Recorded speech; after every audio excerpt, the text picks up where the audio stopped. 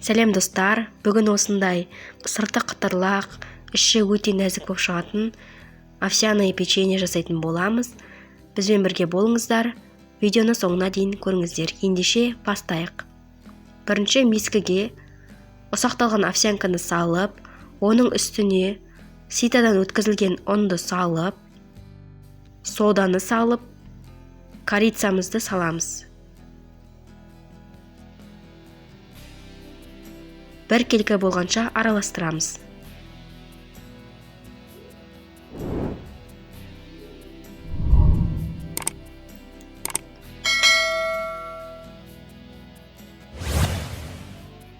Енді оның үстіне қантты салып, араластырамыз.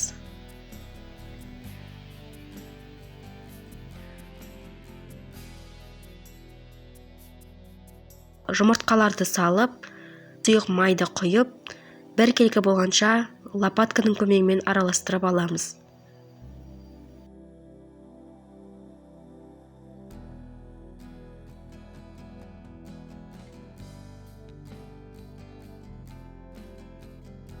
Бірінші лопатканың көмегімен араластырып аламыз, одан кейін қолымызбен илейтін боламыз. Бізде крошка бірақ бір-біріне жабысатын қамыр шығуы тиіс.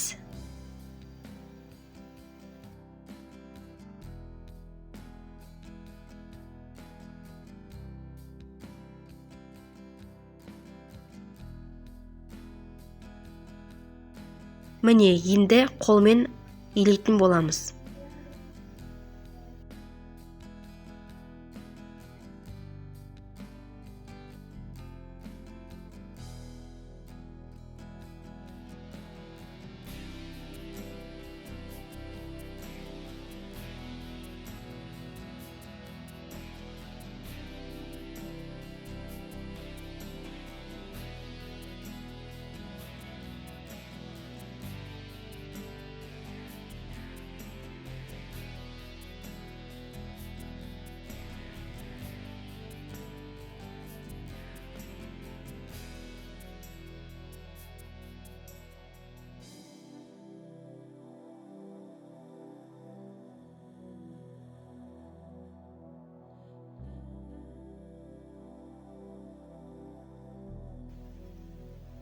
Міне, видеода көрсетілгендей қамыр шығу тиіс.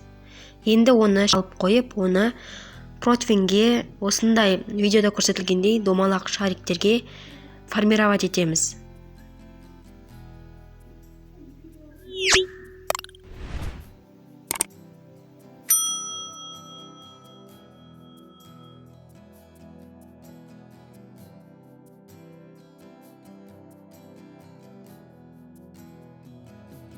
Негізі қамыр бір-біріне жабысады, тек видеода көрсетілгендей осылай бір-біріне жабыстырып домалақ шарик қылуыңыз қажет.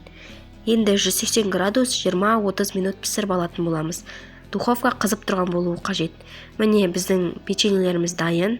Өте дәмді болып шықты, сырты қытырлақ, ал іші нәзік болып шығады, яғни жұмсақ болып шығады.